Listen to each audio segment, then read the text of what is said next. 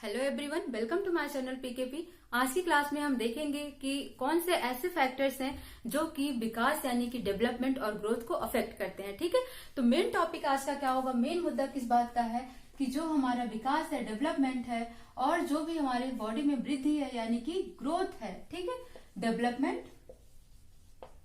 And किसकी बात हो रही है, यहाँ पर ग्रोथ की बात हो रही है। और मेनली किसकी बात हो रही है, डेवलपमेंट की बात हो रही है कि हमारे विकास को या डेवलपमेंट को ऐसे कौन से कारक हैं जो कि अफेक्ट करते हैं, प्रभावित करते हैं। तो विकास और वृद्धि को प्रभावित करने वाले कारक, ठीक है, प्रभावित करने वाले कारक, factor affecting development and growth. ठीक है, तो ऐसे हम फैक्टर्स के बारे में पढ़ेंगे। अब ऐसे फैक्टर कौन कौन से हो सकते हैं, तो बेसिकली आपको पता होगा कि दो तरीके के फैक्टर हैं। एक तो जो है आंतरिक, हमारी बॉडी के अंदर इंटरनल फैक्टर है। ठीक है, जैसे कभी आपने सुना होगा कि कोई बच्चा बहुत भयभीत है, डरा हुआ है, बहुत निगेटिव थॉट वाला है। ठीक है, तो उसका डेवलपमेंट भी वैसा ही होता है।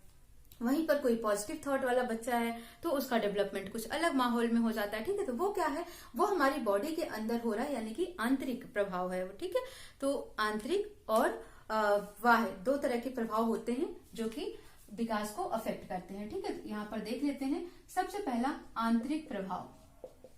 ठीक है, आंतरिक प्रभाव की बात हो रही है, तो आंतरिक इंटरनल की बात हो रही है। तो हम स्टार्ट करते हैं एक बेबी से। एक बच्चा जो है उसके बारे में बात हो रही है यहाँ पर। तो बच्चा सबसे पहले जब माँ के गर्भ में होगा तो उसको क्या मिलता है। ठीक है, हम लोग को अपने पूर्वजों से, अपने पेरेंट्स से क्या मिला है। ठीक है, तो ये नहीं बोलना प्रॉपर्टी मिली है कुछ और, हमें क्या मिला है बेसिकली, तो आप बोलोगे जीन मिला है। ठीक है, उनका डीएनए, उनका जीन जो है वही हमें मिला है, जो कि सबसे बड़ा फैक्टर होता है, वंशानुगत। ठीक है, तो वंशानुगत पहला है जो कि अफेक्ट करता है, प्रभावित करता है, वंशानुगत कारक। ठीक है, वंशानुगत प्रभाव। और दूसरा क्या होगा फिर यहाँ पर, शारीरिक प्रभाव। शारीरिक प्रभाव, शरीर के बाद थर्ड क्या होगा, बुद्धि, यानी कि इंटेलिजेंस, जो बुद्धि है वो भी अफेक्ट करती है। बुद्धि के बाद अगर आप बात करोगे यहाँ पर तो इमोशनल, जिसको हम क्या बोलते हैं, संवेगात्मक प्रभाव, और फिर सामाजिक प्रभाव। सामाजिक प्रभाव, ठीक है, तो इस तरीके से 4-5 प्रभाव हैं जो कि आंतरिक प्रभाव कहे जाते हैं। जैसे कि जब बच्चा माँ के गर्भ में गया तो वहां पर उसको जीन मिला, तो वो फैक्टर अफेक्ट कर रहा है, वंशानुगत प्रभाव, और वो अंदर ही अंदर हो रहा है। ठीक है, आंतरिक हो रहा है, हमें बाहर से दिखाई नहीं देता है। दूसरा है शारीरिक प्रभाव। ठीक है, बॉडी का। अब इसको याद रखने का तरीका भी कैसे है, बेबी है छोटा सा, जब वो गया सबसे पहले, ठीक है, ओव्यूलेशन होता है, फर्टिलाइजेशन होता है, जाइगोट बनता है, तो वो छोटा सा, फिर बॉडी डेवलप होती है, तो जीन के बाद शरीर बनी तो शारीरिक प्रभाव, उसके बाद दिमाग बनता है तो बुद्धि, और उसके बाद बच्चे में इमोशंस आने शुरू हो जाते हैं, फीलिंग आनी शुरू हो जाती है तो संवेगात्मक प्रभाव, और जब संवेगात्मक होता है तो आसपास के इन्वायरमेंट यानी कि समाज का भी प्रभाव पड़ता है, तो सामाजिक प्रभाव। ठीक है, तो इस तरीके से ये 5 ऐसे इफेक्ट हैं जो कि कैसे हैं, आंतरिक प्रभाव हैं। एक एक के बारे में हम डिटेल में पढ़ते हैं। सबसे पहला है वंशानुगत कारक। ठीक है, वंशानुगत कारक का मतलब, जैसे किसी भी बच्चे का कलर उसके पेरेंट्स के कलर से मैच करता है, बाल का रंग हो गया, आंख का रंग हो गया, ठीक है, शरीर का रंग हो गया, तो वो उसको कहाँ से मिला, अपने पेरेंट्स से मिला। लंबाई हो गई, और छोटा हो गया, मोटापा हो गया, कुछ चीजें होती हैं जो जीन से मिल जाती हैं। ठीक है, चलता रहता है। इसी तरीके से कोई बीमारी भी होती है जो कि चलती रहती है, वंशज में की ट्रांसफर हो जाती है वो। तो वंशानुगत कारक का मतलब हो गया कि जो हमें अपने पेरेंट्स से मिलती है, तो ये भी एक बहुत बड़ा विकास का प्रभाव डालने वाला फैक्टर है। नेक्स्ट हम बात करते हैं किसका, शारीरिक प्रभाव का। ठीक है, तो शारीरिक प्रभाव पर यहाँ बात हो रही है कि मान लो कोई बच्चा, ठीक है, सांवला है, काला है, मोटा है, दुबला है, पतला है, स्वस्थ नहीं है, तो आम तौर पर देखोगे तो उसका जो विकास होगा एक नॉर्मल या फिर सामान्य जो बच्चे होते हैं उनसे कहीं कम होगा। ठीक है, तो सोसाइटी का भी एक थोड़ा सा चेंजमेंट आता है उनमें। तो शारीरिक प्रभाव, या फिर आप कह सकते हो कि कभी कोई एक्सीडेंट हो जाता है बचपन में या कुछ भी, या फिर, ठीक है, तो वो भी इफेक्ट डालता है, तो वो भी किस में आ जाता है, शारीरिक प्रभाव में आता है। नेक्स्ट हम बात करते हैं बुद्धि की। अब बुद्धि में भी देखो दो तरीके के बच्चे होते हैं, एक होते हैं मंद बुद्धि वाले और एक होते हैं जिनमें एक्स्ट्रा ऑर्डिनरी बुद्धि होती है, ठीक है, क्रिएटिविटी होती है, उनमें गॉड गिफ्टेड चाइल्ड होते हैं। तो बुद्धि भी क्या करता है, बहुत बड़ा अहम रोल प्ले करता है। कुछ बच्चे होते हैं जो जल्दी सीख जाते हैं, ठीक है, उनका विकास जल्दी होता है। कुछ बच्चे होते हैं जो चीजों को देर में सीखते हैं, उनका विकास थोड़ा स्लो होता है। अब अपने क्लास का एग्जांपल ले लो, सारे बच्चे एक जैसे नहीं होते हैं। तो कुछ बच्चे होते हैं जो बहुत अच्छे पढ़ने में होते हैं, तो डेवलपमेंट भी फास्ट हो जाता है, काफी चीजों को जल्दी जल्दी सीख लेते हैं, तो एक दिन में बहुत सारा डेवलपमेंट अपने अंदर कर पाते हैं। और वहीं पर मंद बुद्धि वाला बच्चा होता है तो अपने अंदर डेवलपमेंट कम कर पाता है। ठीक, नेक्स्ट है संवेगात्मक प्रभाव। संवेगात्मक प्रभाव का मतलब क्या हो गया, कोई बच्चा है बहुत ही ज्यादा ईर्ष्या करता है, बहुत ज्यादा क्रोध करता है, एंगर है उसके अंदर, ठीक है, तो ऐसे बच्चे का जो एक नॉर्मल चाइल्ड है उसका इफेक्ट, ठीक है, तो जो संवेगात्मक प्रभाव में निगेटिव इफेक्ट की बात हो रही है यहाँ पर, जैसे बहुत ज्यादा गुस्सा होना, क्रोध होना, एंगर आना, ठीक है, ईर्ष्या करना, बहुत ही निगेटिव थॉट रखना, तो उनका विकास भी क्या होगा, प्रतिकूल इफेक्ट डालेगा, यानी कि वो अनुकूल नहीं होगा, वो थोड़ा सा क्या करेगा, प्रतिकूल इफेक्ट डालेगा। और वहीं पर जो एक नॉर्मल चाइल्ड होगा, जो थोड़ा पॉजिटिव सोचेगा, जो हमेशा हंसता खेलता रहेगा, उसका उस पर कैसा प्रभाव पड़ेगा, विकास का अनुकूल अनुकूल प्रभाव पड़ेगा। नेक्स्ट है सामाजिक प्रभाव। ठीक है, अगर अब हम सामाजिक प्रभाव की बात करते हैं तो सामाजिक प्रभाव का मतलब कोई भी बच्चा जो सोसाइटी से जितना कोऑर्डिनेट कर सकता है, ठीक है, तो उसका डेवलपमेंट भी उतना ही अच्छा होता है। यानी कि आप ये कह सकते हो कि ऐसा बच्चा जो समाज में सबसे हिल मिलकर ताल्लुकात बनाकर चल पा रहा है, सबसे मेंटेन अपना व्यवहार करके चल पा रहा है, ठीक है, उसका डेवलपमेंट भी कई सारी चीजों में होगा, यानी कि उसका डेवलपमेंट भी डिफरेंट होगा। और जो बच्चा अपने आप को एकाग्र कर रखा है, अकेला है, उस सोसाइटी से मतलब नहीं है, तो उसका डेवलपमेंट भी उसी तरीके से होता है। तो ये 5 फैक्टर हैं ऐसे जिसको आंतरिक प्रभाव के नाम से भी जाना जाता है कि आंतरिक प्रभाव डालने वाले 5 कारक हैं, वंशानुगत, शारीरिक प्रभाव, बुद्धि, संवेगात्मक प्रभाव और सामाजिक प्रभाव, जो कि बच्चे के विकास में बहुत ही अहम रोल प्ले करते हैं। ठीक है, तो ये हो गए हमारे 5। अब हमको क्या देखना है, बाह्य प्रभाव, यानी कि एक्सटर्नल फैक्टर कौन कौन से हैं जो कि अफेक्ट करते हैं डेवलपमेंट को। तो हम क्या देखेंगे अब, बाह्य कारक। ठीक है, तो बाह्य कारक कौन कौन से हैं जो कि अफेक्ट करते हैं। तो सबसे पहले माँ का स्वास्थ्य। ठीक है, गर्भावस्था के दौरान माँ का स्वास्थ्य, गर्भावस्था के दौरान माँ का स्वास्थ्य, ठीक है, यानी कि जो मदर है उनका हेल्थ गर्भावस्था के दौरान बहुत ज्यादा ही मैटर करता है। अब यहाँ पर देखो, जब मदर ही सेफ नहीं है या फिर आप कह सकते हो हेल्दी नहीं है, तो बेबी कैसे हो सकता है, क्योंकि जो वो खा रही है, जो वो पी रही है, वो बच्चे को भी कहीं ना कहीं ट्रांसफर हो रहा है, न्यूट्रिशन मिल रहा है। ठीक है, तो गर्भावस्था के दौरान माँ का स्वास्थ्य यानी कि अच्छा रहना बहुत जरूरी होता है। ठीक है, अदरवाइज बच्चे का विकास थोड़ा सा गलत हो जाता है, या फिर आप कह सकते हो कि वो उतना अच्छा डेवलपमेंट नहीं हो पाता है, क्योंकि इस बच्चे का सबसे मेन आधार अगर विकास का पूछा जाए आपसे, तो वो होता ही क्या है, हेरिडिटी होता है, यानी कि हेरिडिटी, वंशानुगत। ठीक है, यानी कि जो मदर से, फादर से, उसको जीन से मिल रहा है वो। तो गर्भावस्था के दौरान माँ का स्वास्थ्य रहना, खुश रहना बहुत ज्यादा ही जरूरी होता है, न्यूट्रिशंस मिलना पूरा प्रॉपर तरीके से। तो ये बाह्य कारक है जो कि बच्चे के विकास को प्रभावित करता है। दूसरा अगर हम बात करते हैं, ठीक है, भौतिक कारक, जिसको बोलते हैं फिजिकल फैक्टर, भौतिक कारक।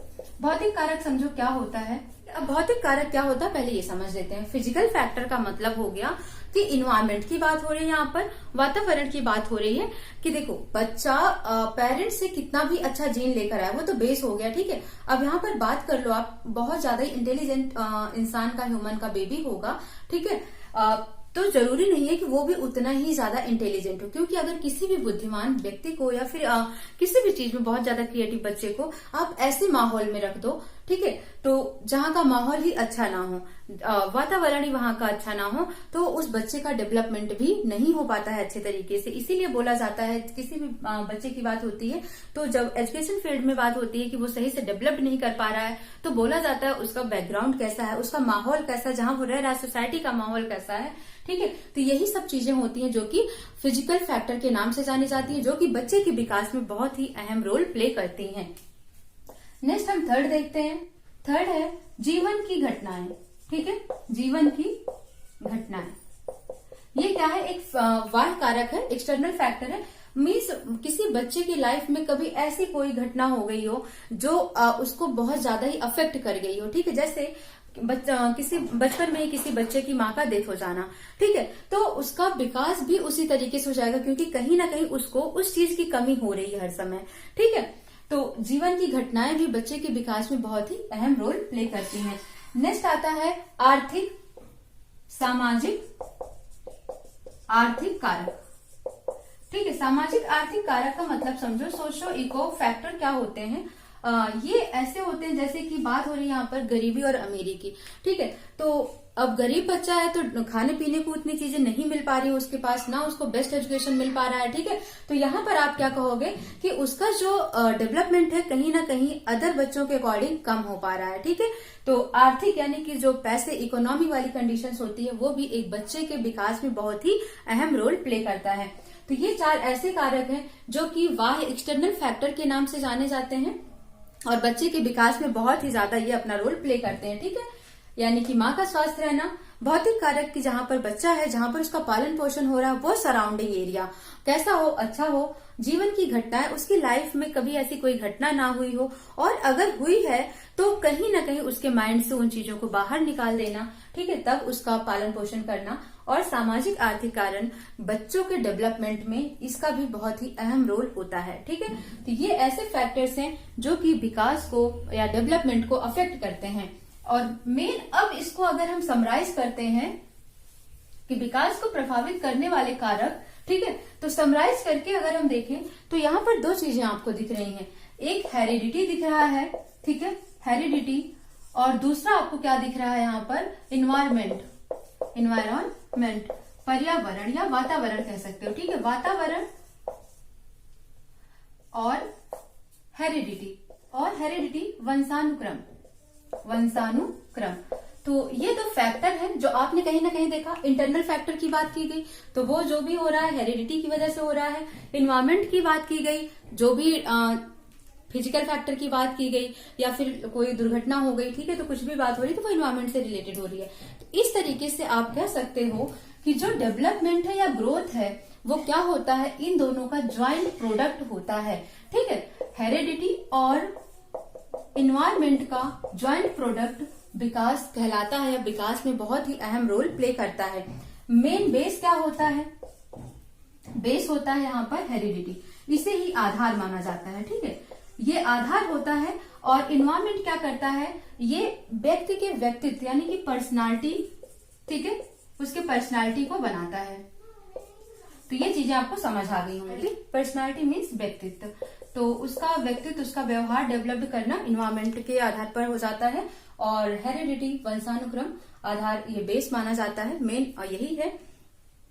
दोनों ही बहुत ज्यादा ही इंपॉर्टेंट है, ठीक है, ऐसा नहीं है कि इन्वायरमेंट इंपॉर्टेंट नहीं है, हेरिडिटी इंपॉर्टेंट नहीं है कोई एक, तो दोनों ही इंपॉर्टेंट हैं, ठीक है। अब ये आप नहीं कह सकते हो कि सचिन तेंदुलकर का बेटा सचिन तेंदुलकर की तरह ही खेलेगा, ठीक है, इन्वायरमेंट का इफेक्ट हो सकता है वहां पर। ऐसा नहीं है कि कोई राजा का बेटा चोरी नहीं कर सकता, कोई चोर राजा नहीं बन सकता, ठीक है। सब चीज किस पर निर्भर करता है, डेवलपमेंट पर डिपेंड करता है, इन्वायरमेंट पर, हेरिडिटी पर डिपेंड कर जाता है। इसीलिए इन दोनों को ज्वाइंट प्रोडक्ट बोला जाता है किसी भी विकास के अहम रोल प्ले करने में। यहाँ पर बात हो गई इसकी। अब होती है बात हेरिडिटी में। एक पॉइंट आपको समझना है, हेरिडिटी है क्या, कैसे क्या ट्रांसफर हो रहा है पेरेंट से बेबी में, ठीक है। तो सबसे ज्यादा याद रखना है आपको क्या, क्रोमोजोम। क्रोमोजोम की बात समझो, जिसको क्या बोलते हैं, गुणसूत्र बोलते हैं, ठीक है। और याद रखना है कि मानव शरीर में गुणसूत्रों की संख्या कितनी होती है, क्रोमोजोम की संख्या कितनी होती है, 23 पेयर होती है। कुल 23 पेयर यानी कि 23 जोड़े टोटल अगर संख्या पूछी जाए तो 46 होते हैं। और इसमें जो 22 पेयर होता है, ठीक है, 22 पेयर उसे ऑटोसोम कहते हैं। और जो 23वां पेयर होता है वो क्या करता है, सेक्सोजोम कहलाता है, या फिर आप कह सकते हो सेक्सोजोम, ठीक है। होता क्या है, ये सेक्स को डिटरमाइन करता है, मीन्स वो जो बेबी हुआ है वो बेबी गर्ल चाइल्ड है या बॉय चाइल्ड है, तो ये डिसाइड कौन करता है, 23वां पेयर ही डिसाइड करता है। और ये 23वां पेयर किसकी वजह से डिसाइड होता है, फादर की वजह से डिसाइड होता है, ना कि मदर की वजह से डिसाइड होता है, क्योंकि जो मदर का क्रोमोसोम होता है वो XX होता है, जबकि जो फादर का क्रोमोसोम होता है वो XY होता है। तो ये जो Y की वजह से डिफरेंस आ रहा है, इससे पता चल रहा है कि ये गर्ल चाइल्ड है या बॉय चाइल्ड है। तो ये 23वां पेयर ही क्या है, जो सेक्स डिटरमाइन करने का काम कर रहा है। ठीक है, तो क्वेश्चन पूछा जाता है कि सेक्स डिटर्मिनेशन में मेन रोल किसका होता है, फादर का या मदर का? तो फादर का होता है। ठीक है, कितने क्रोमोसोम होते हैं? 23 पेयर होते हैं। कौन सा क्रोमोसोम होता है जो कि डिटरमाइन करता है लिंग को? तो वो होता है 23वां जोड़ा। 22 जोड़ा तो सब में। ठीक है, अब यहाँ पर देखो मैंने क्या बोला आपसे, ये फीमेल के लिए हो गया और ये मेल के लिए। तो फीमेल का क्रोमोसोम XX से रिप्रेजेंट किया जाता है, मेल का क्रोमोसोम XY से रिप्रेजेंट किया जाता है। इसका X और मेल का X मिलकर क्या क्या बनता है, XX बन जाएगा। और अगर फीमेल का X और मेल का Y ट्रांसफर हुआ तो XY क्रोमोसोम। ठीक है, तो यहाँ पर क्या होगा, ये चाइल्ड क्या होगा, बॉय। ठीक है, बॉय चाइल्ड होगा और ये क्या होगी, गर्ल चाइल्ड होगी। तो इस तरीके से क्रोमोसोम जो है वो भी रोल प्ले करते हैं सेक्स डिटरमिनेशन में। नेक्स्ट बात हम कर लेते हैं ट्विंस की। ठीक है, ट्विंस में भी आपको याद रखना है, क्वेश्चन पूछ लेते हैं। ट्विंस दो तरीके, जिसको आप बोलते हो जुड़वा बच्चे। तो जो जुड़वा बच्चे होते हैं ये भी दो तरीके के होते हैं। ठीक है, आपने किसी को देखा होगा कि दोनों जुड़वा बच्चे एक जैसे दिख रहे हैं शक्ल में, हर चीज में एक जैसे। अगर वो बीमार पड़ रहा है तो वो भी पड़ रहा है। ठीक है, तो इसे ही क्या बोला जाता है, आइडेंटिकल ट्विन, आइडेंटिकल ट्विंस। ठीक है, इन्हें ही मोनोजाइगोटिक भी कहा जाता है, मोनोजाइगोटिक। ठीक है, और दूसरा बच्चे जो होते हैं वो होते हैं फ्रैटर्नल ट्विंस। ठीक है, फ्रैटर्नल ट्विंस। ठीक है, और इन्हें क्या बोला जाता है, डाइजाइगोटिक। तो डिफरेंस समझ लेना। आइडेंटिकल ट्विंस का मतलब होता है इनका सेक्स कैसा होगा, सेम सेक्स के होंगे ये, यानी कि सेम सेक्स का मतलब या तो दोनों ही गर्ल चाइल्ड होंगी या दोनों ही बॉय चाइल्ड होंगे। ठीक है, लेकिन फ्रैटर्नल ट्विंस में क्या होता है कि हो सकता है कि दोनों ही गर्ल चाइल्ड हो सकता है दोनों ही बॉय चाइल्ड हो सकता है एक लड़का एक लड़की या एक गर्ल एक बॉय चाइल्ड हो। ठीक है, तो फ्रैटर्नल ट्विंस में कुछ भी हो सकता है, लेकिन आइडेंटिकल ट्विंस में सेम सेक्स होगा।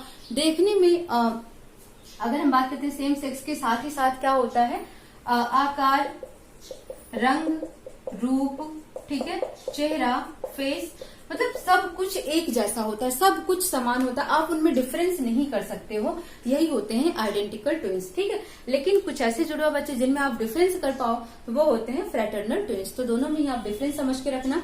क्रोमोसोम के बारे में आप याद रखना, और कौन कौन से फैक्टर है जो कि अफेक्ट कर रहे हैं डेवलपमेंट और ग्रोथ को, वो आपको समझ लेना है। ठीक है, उसके बाद अब हम क्या पढ़ेंगे, प्रिंसिपल ऑफ डेवलपमेंट। डेवलपमेंट के सिद्धांत क्या क्या है, बहुत ही इंपॉर्टेंट है वो भी। ठीक है, तो इसके बाद वो टॉपिक कवर करते हैं। तो मिलते हैं नेक्स्ट क्लास में। Thank you so much.